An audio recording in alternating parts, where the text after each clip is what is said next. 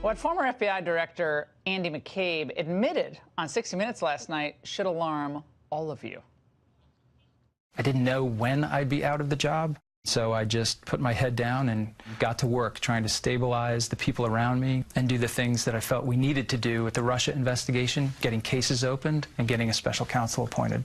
Is there an inappropriate relationship, a connection between this president and our most fearsome enemy, the government of Russia? Are you saying that the president is in league with the Russians?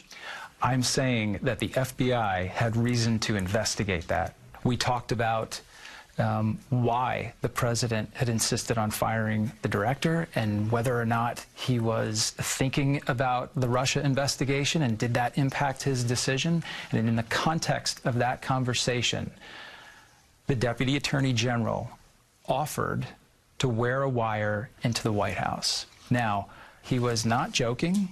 He was absolutely serious. A discussion of the 25th Amendment was simply Rod raised the issue and discussed it with me in the context of thinking about how many other cabinet officials might support such an effort. Okay, just to sum up what he just copped to. The newly promoted McCabe, out of political disdain, took it upon himself to become the ultimate resistance hero. He's setting in motion a counter-intel investigation against a sitting president of the United States, push for a special counsel, and openly discuss removing the duly elected president, commander-in-chief, from office. And folks on the other networks are calling this guy a patriot?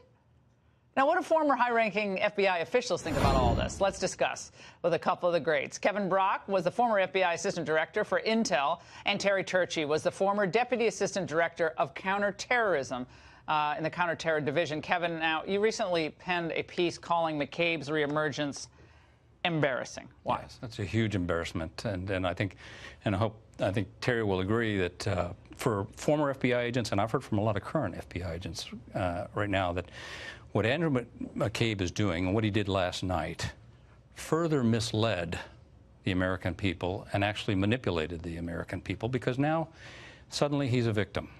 After perpetrating, along with Jim Comey, severe damage to the FBI because of their, now what we know, clear biases, he is going on a book tour to sell books. Everyone's selling books. All the other former FBI guys are all pushing their books. Which is just going to make money. Amazing to us. So he's trying to rehabilitate himself, but the damage is done, and he continues to do more damage.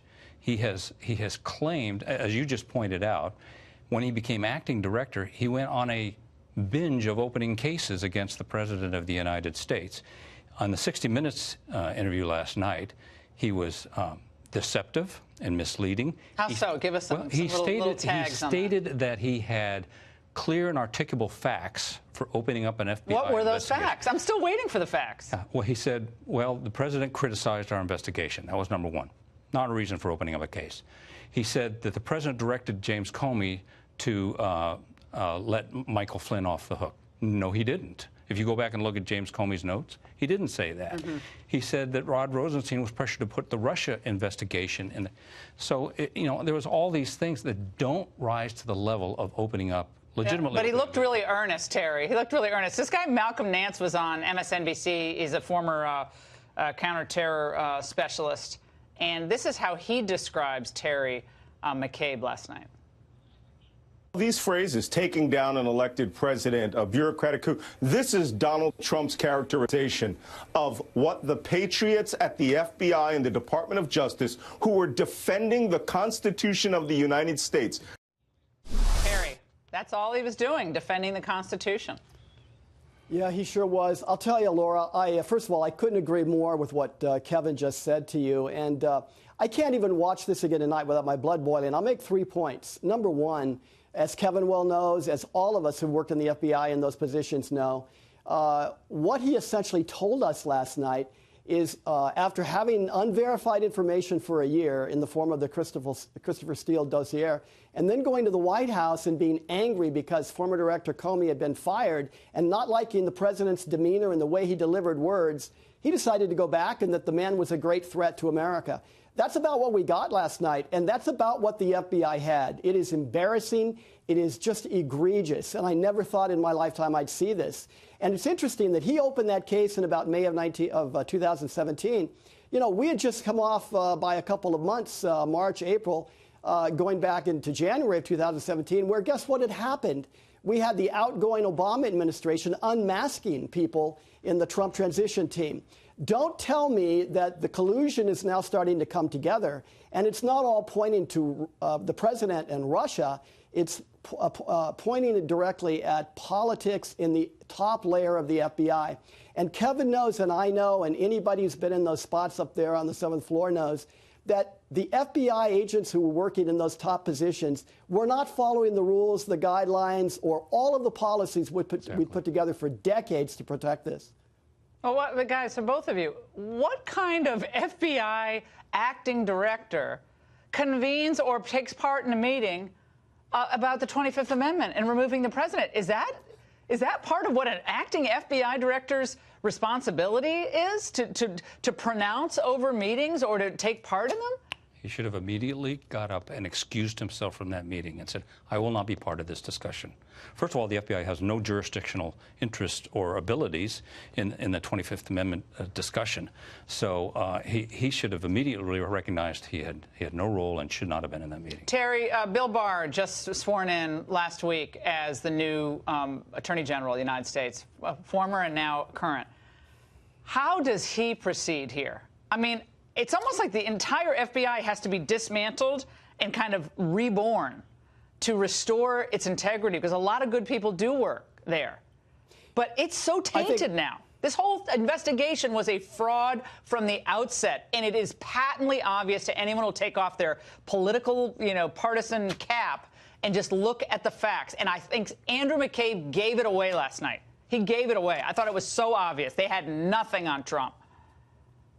Exactly, and I think the big problem confronting the new Attorney General is this, and a lot of people may not want to get into this discussion. As we have a political party, the Democratic Party, turning harder and harder left, which in itself is a major national security risk, we also do not know exactly to this day exactly what happened in the FBI, whether there still exists within the FBI these kinds of issues, perhaps people appointed by McCabe before he left. And we need to get to the bottom of all these things that are still out there in the universe and all these loose ends.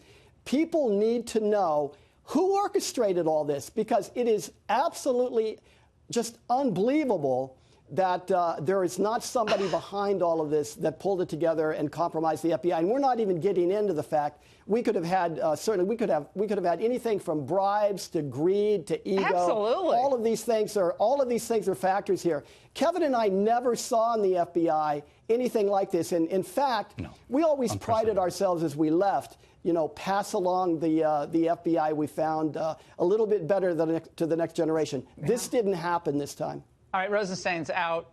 Barr has his new deputy, Jeff Rosen, former partner at Kirkland and Ellis, really good guy. Yeah. Is it time to finally, like just what you said at the beginning of the show, you need repercussions for bad behavior? Will there be?